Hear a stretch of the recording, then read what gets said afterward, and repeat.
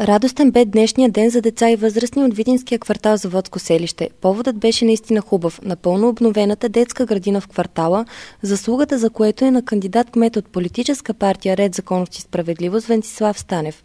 Преди 2 седмици кандидатът с номер 14 проведе първата си среща в Заводско селище.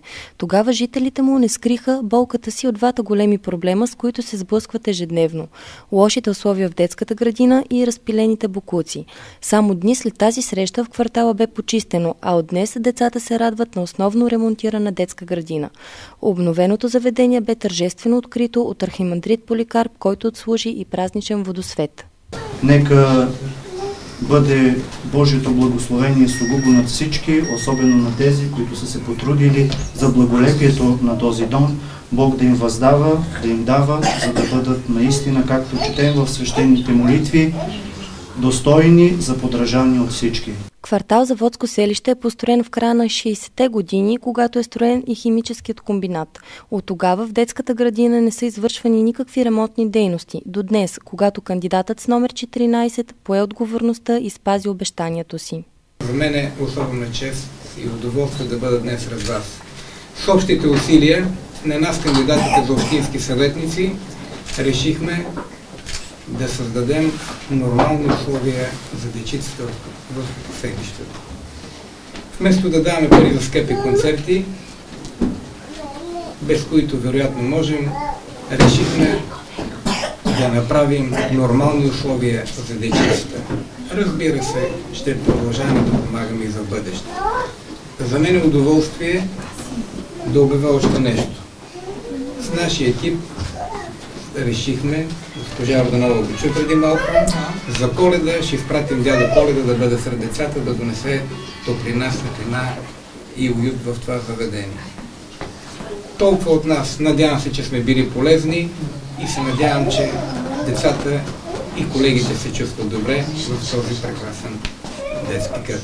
Според директора на детската градина Валя Йорданова, днешният вид на детското заведение допреди няколко дни е бил само една недостижима мечта. Днес тук са едни много добри хора.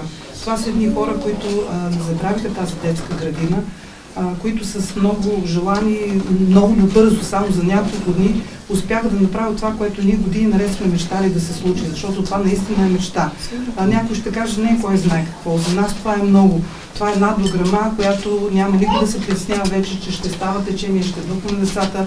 Външната врата, която подмениха, боядисването, което направиха, освежиха. Това са много добри хора. На господин Станев и на целия негов екип, които работиха за тази идея и им пожелавам от все сърце да успеят във всичко, в което са си пожелали.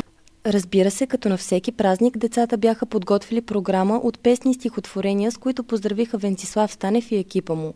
Освен, че ще прекарват деня си в ремонтирани стаи със сменена дограма, на двора ги очакват нова люлка и боядисани катерушки. Много се радвам, защото имаме нова детска вече. Радвам се, защото имаме много играчки. Местните от квартала не скриха емоциите и благодарностите си към кандидат-кмета.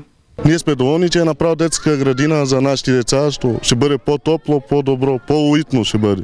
Много сме доволни, че аз детето ми с астма, защото Тимур детето ми с астма, ни прак трябва от тази детска, ни нищо. Сега че сме доволни, че има всичко сгодно за какво да си играе децата на детската. Според Венцислав Станев, в квартал Заводско селище и хората, които живеят в него, в никакъв случай не бива да бъдат пренебрегвани. Затова и обещанията, които им даде преди дни, вече са реалност.